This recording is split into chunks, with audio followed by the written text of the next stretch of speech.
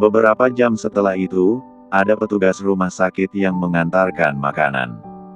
Lula duduk dengan kaki berselonjor. Di depannya disimpan meja untuk menyimpan makanan. Ini semua pasti dibayar dengan uang, keluh Lula.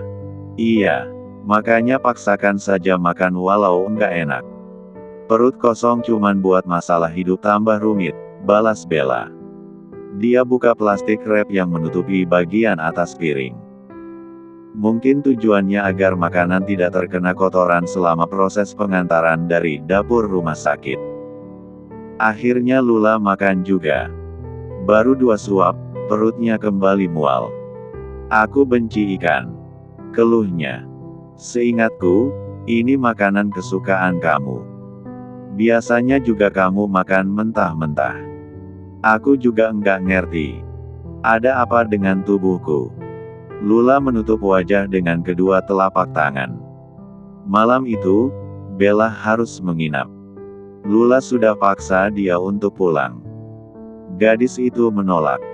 Katanya takut ada orang yang datang dan menyakiti Lula. Padahal besok, Bella harus pergi kerja.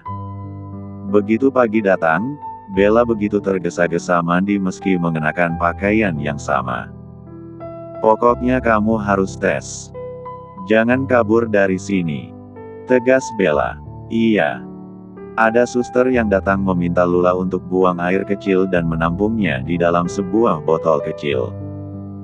Ketika masuk kamar mandi, Lula bingung sendiri. Gimana caranya masukin ke dalam sini? Jijik pasti. Setelah berpikir dengan keras, akhirnya Lula berhasil. Saya akan bawa sampelnya, Nona. Suster itu memberikan keterangan pada label botol. Butuh waktu yang lama bagi Lula menunggu hasil. Tak lama dokter datang memeriksanya. Kapan terakhir berhubungan intim dengan pasangan Anda? Lula tersentak. Kenapa dokter menanyakan hal privasi seperti itu? Tentu saja Lula protes. Nona, saya sebagai dokter harus memastikan karena teman Anda tentu tidak banyak tahu informasi seperti ini. Lula meneguk ludah. Dia menunduk lesu. Hanya sekali. Itu pun dengan laki-laki brengsek yang memperkosaku, balas Lula. Anda tidak menghubungi polisi. Dokter memberikan saran. Tidak. Aku takut. Dokter melirik lengan wanita itu. Ada luka cakaran yang sudah mengering. Nona, saya sarankan lebih baik Anda melakukan konsultasi dengan psikolog. Aku baik-baik saja, tolak Lula. Nona, semua terasa baik kemungkinannya ada 2. Pertama memang begitu adanya. Kedua, Anda menampik masalah dalam diri. Dokter tentu punya kewajiban untuk bisa melindungi pasiennya. Aku tidak punya uang, jawab Lula. Karena itu, lebih baik Anda laporkan masalah ini. Dengan begitu, negara akan menanggung semua biaya pemulihan. Aku masih mau hidup, Dok. Tentu saja dokter tercekat. Dia memasukkan kedua tangan ke dalam jas dokter. Maaf, tapi Anda harus tahu kondisinya. Saat ini kemungkinan Anda sedang mengandung. Dari hasil tesnya positif. Saya masih perlu memperhitungkan waktu pembuahan dengan hari terakhir Anda datang bulan. Lula meremas selimut yang menutupi setengah tubuhnya. Anda berbohong pada saya, kan? Bibir Lula bergetar saking tak percaya dengan keadaan. Ini bukan akhirnya segalanya.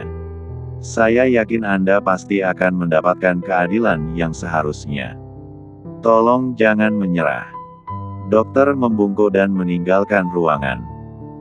Saat pria itu keluar dari bangsal, dia terkaget ketika bertemu dengan seorang pria yang mengenakan jas hitam.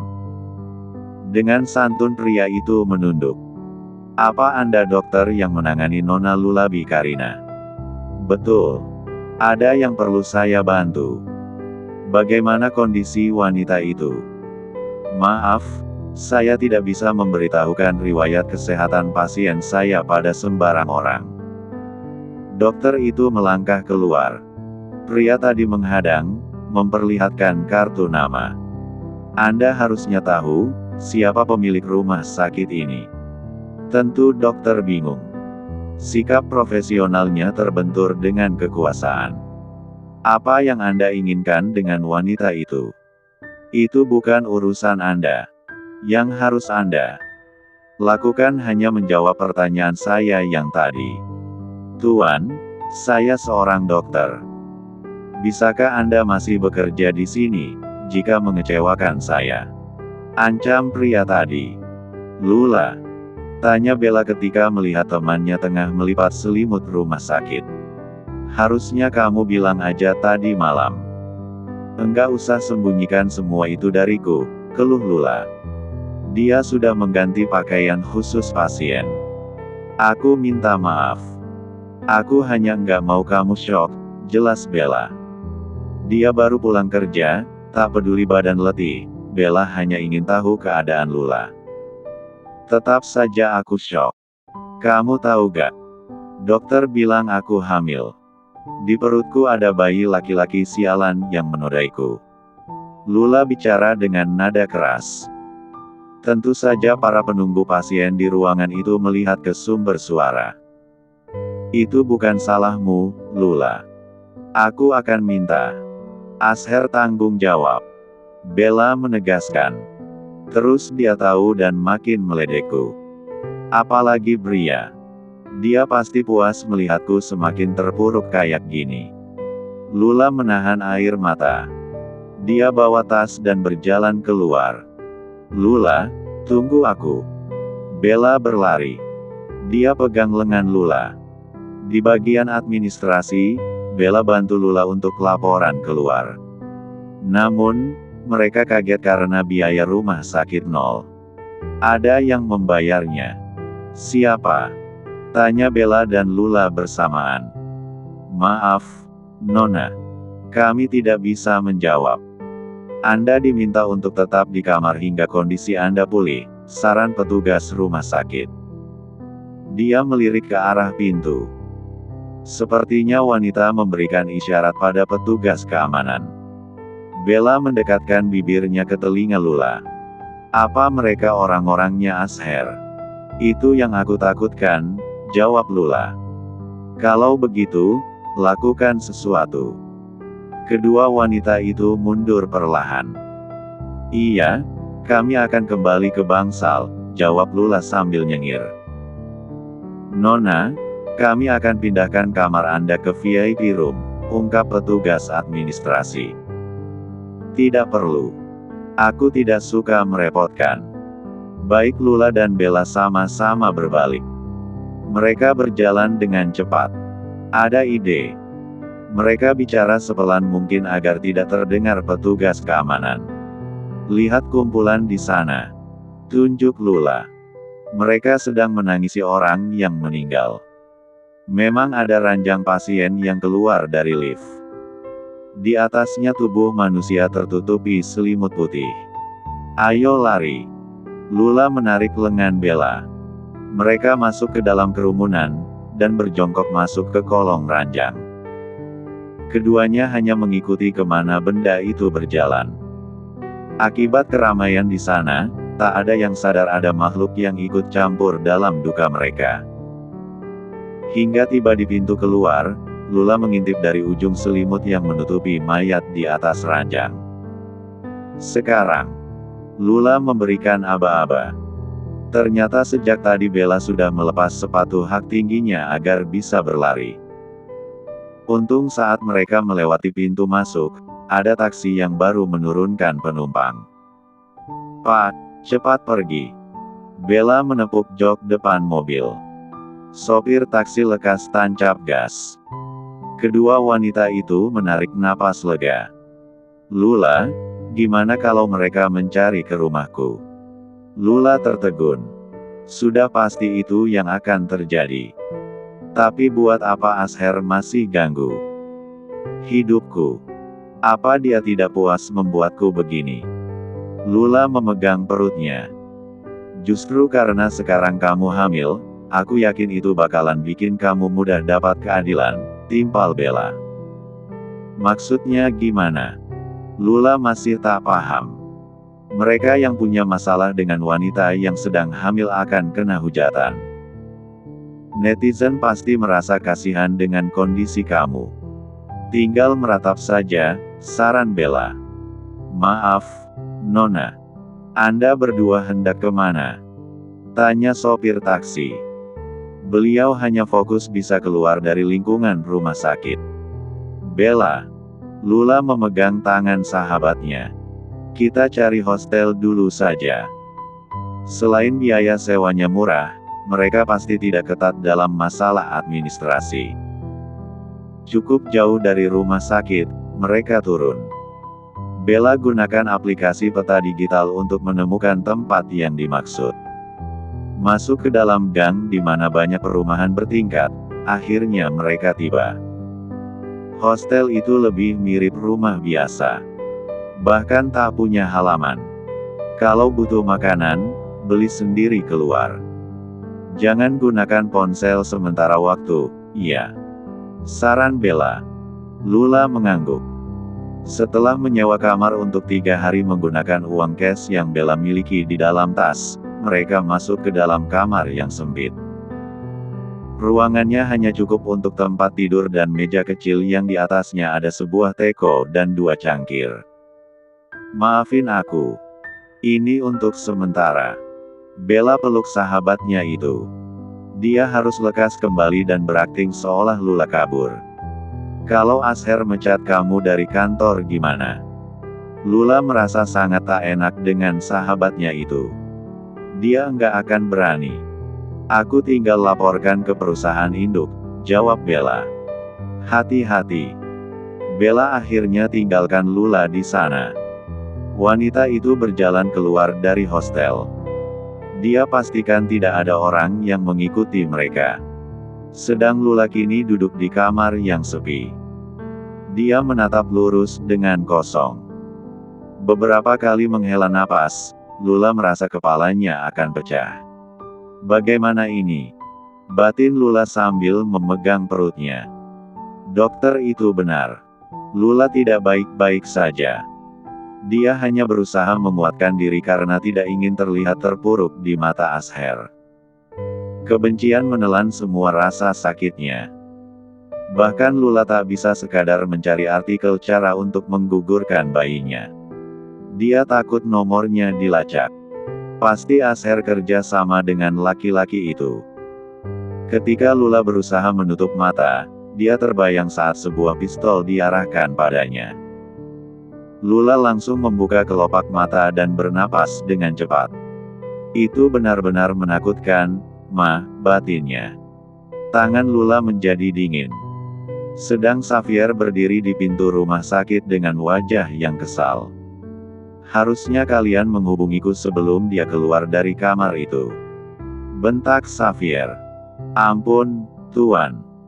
Petugas rumah sakit yang terlibat bertekuk lutut di depan sekretaris Kilian itu. Saat mereka takut pada Xavier, justru saat ini jantung lelaki itu yang tengah berdebar tak karuan.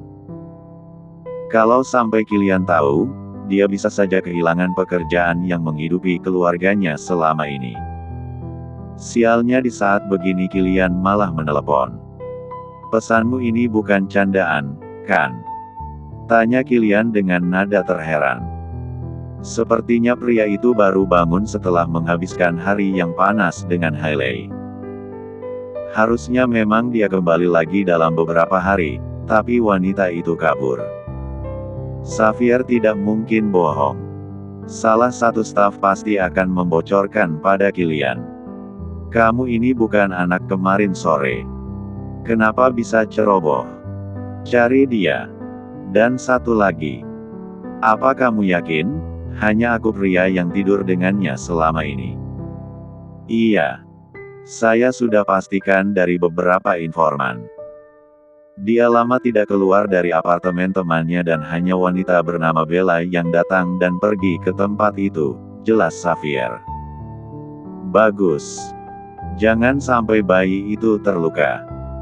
Ingat Xavier, Betapa berharganya anak itu untuk keluarga Dione. Kilian kembali membuat penegasan. Pria itu menutup panggilan. Jadi kamu benar-benar akan punya anak. Kilian mengangguk. Benar, jalan kita untuk bisa bersama semakin dekat. Dicium bibir ranum Hailey oleh pria itu. Hailey bingung. Bagaimana bisa dia bahagia? Di saat perempuan itu mungkin bisa saja memanfaatkan bayi-bayi itu untuk menguasai Kilian dan keluarganya. Bria turun dari mobil. Asher menunjukkan jalan agar wanita itu bisa ikut masuk ke dalam rumah. Ingat, jangan sampai ketahuan.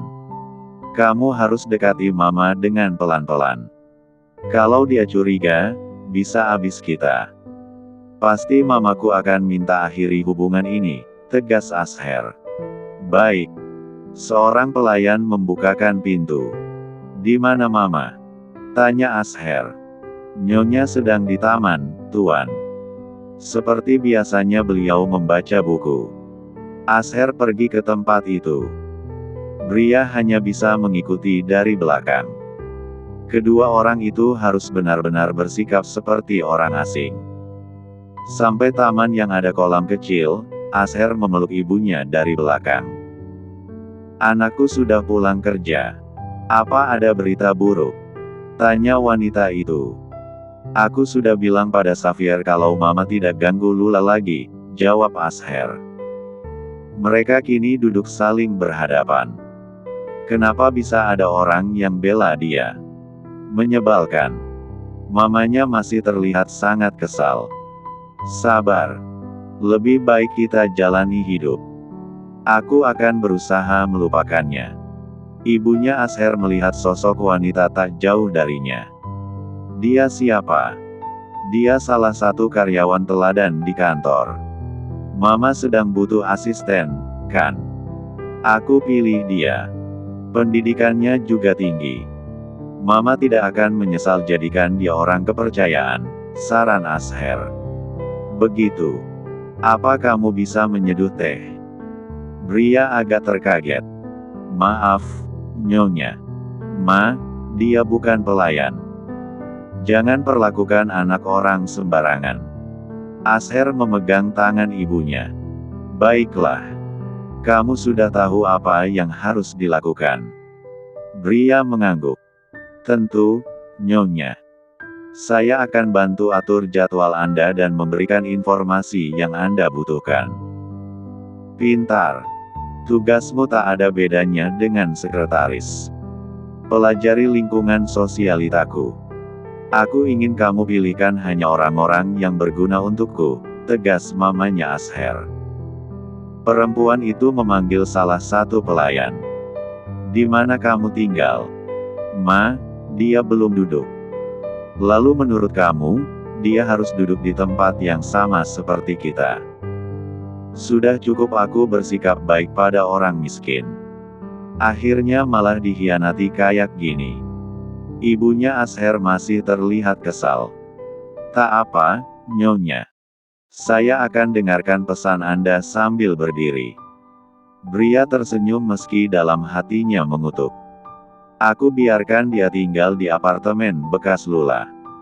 Semua aku lakukan agar perempuan itu tidak diam-diam datang ke sana lagi. Apa? Kamu gila? Hanya sekadar asisten kamu tempatkan di rumah sebagus itu? Tidak. Biar dia cari tempat lainnya. Setelah pulang dari rumah Asher, Bria tampak sangat kesal. Dia sampai mengalihkan pandangan dari kekasihnya. Hati mama dulu lembut. Karena Lula, dia jadi begitu. Apa enggak bisa kita langsung nikah tanpa persetujuan dia? Yang benar saja Bria. Aku bisa-bisa mereka keluarkan dari garis keturunan. Mana mungkin. Kamu ini anak mereka satu-satunya. Bria memutar bola mata. Kadang dia gemas dengan sikap Asher yang terlihat bodoh. Tetap saja, ibu dan ayahku akan melakukan banyak hal agar aku tidak bisa bertahan dengan kamu. Tangan Asher meraih tangan Bria. Dia ambil dan cium punggung tangan wanita itu. Pria tersenyum. Dia tentu tidak ingin mengambil resiko terlalu tinggi. Baik. Kalau aku bisa sabar menghadapi Lula, harusnya bisa juga dengan ibumu. Sementara Kilian tengah duduk di kursi pesawat VVIP. Dia sengaja meminta beberapa staf menjemput. Walau tentu saja, mungkin dia akan ketahuan menemui Hailey lagi. Pria itu menutup matanya, merasakan cahaya mentari yang menembus ke kaca jendela pesawat. Sengaja Kilian melakukan itu, rasanya sangat nyaman. Terasa usapan dia pipi. Kilian angkat tangan dan meraih pemilik sentuhan itu. Perlahan dia membuka mata, melihat wajah seorang perempuan yang masih tertidur dengan pulas. Cantik, ucap Kilian. Perempuan itu agak terusik dan maju lebih dekat ke dalam pelukannya. Terasa jantungnya berdegup. Sialan, perasaan apa ini? Batin Kilian. Bahkan dia tak menyadari, pipi berubah menjadi merah serta sekujur Tu-6U kembali panas. N4Fu kali ini lain, bukan ingin kembali main satu ke mati Tu-6U itu, tapi melindunginya. Mama, sakit, panggil wanita itu dalam tidur dengan suara lirih. Hati Kilian semakin tersentuh. Mama, kata itu pun sama-sama dia dirindukan. Bayangan beralih ke sebuah mansion mewah dengan dinding yang dihiasi mosaik. Rumah bergaya barok yang mungkin sudah mulai punah di kota ini. Di mana Mama? Tanya Kilian yang baru pulang sekolah. Beliau ada di perpustakaan, jawab salah satu pelayan. Kilian berlari, menyeret tas punggungnya.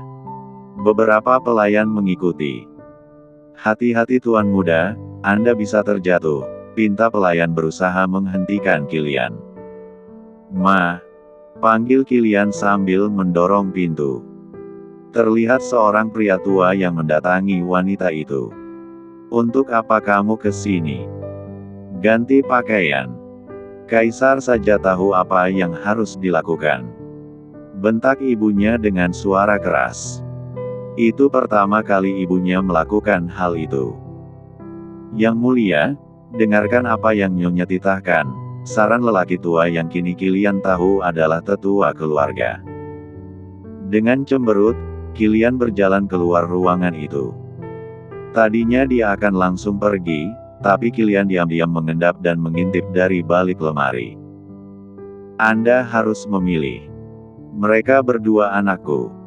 Tegas wanita dengan pakaian elegan dan mewah. Salah satunya bukan. Kalau Anda tidak juga menentukan, naga akan menghukum Anda. Kilian tak paham betul isi percakapan itu. Hanya saja ibunya panik hingga menggigiti kuku. Berikan Kilian dan pertahankan Kaisar. Kamu tahu sendiri, tetua. Kaisar lebih mudah diatur. Kalau begitu, kita harus asingkan dia sementara waktu. Bawa dia kembali setelah 17 tahun. Ini semua dilakukan agar kau tidak merasa berat saat dia menjadi sembahan naga. Sejak itu Kilian merasa kecewa. Wanita yang harusnya melindungi malah memberikan dia sebagai mangsa dari makhluk kejam yang Kilian belum pernah lihat. Selama bertahun-tahun, Kilian diasingkan ke luar negeri. Tak peduli dia takut atau apapun, ibunya tidak pernah datang menjenguk. Kilian bahkan lupa seperti apa sentuhan wanita itu. Hanya saja dia benar-benar diseret pulang beberapa tahun kemudian. Berpikir akan mati, ternyata Kilian salah. Dia malah diperlihatkan tubuh ibu dan kakaknya yang sudah tak bernyawa. Kenapa? Ma, kenapa tidak pamit dulu padaku? Kenapa Mama tidak mau bawa aku? Kilian pegang tangan ibunya sambil menangis. Awal di mana hatinya menjadi dingin dan beku. Kilian, jangan menangis. Tangan seorang mengusap air matanya. Kilian mendongak, melihat wajah anak perempuan yang matanya sangat hangat. Kamu siapa? Aku bisa jadi teman. Mau kenalan? Anak perempuan itu mengulurkan tangan. Senyumnya manis sekali. Tunggu, aku kenapa kembali lagi jadi anak-anak? Kilian melihat cerminan dirinya yang masih berusia 6 tahun. Kenapa? Kilian baik saat usia ini. Jangan berubah Kilian. Tiba-tiba Kilian terbangun dengan kening berkeringat. Aku mimpi apaan tadi? Kilian mengusap wajahnya. Bahkan dia merasa lelah seperti baru berlarian.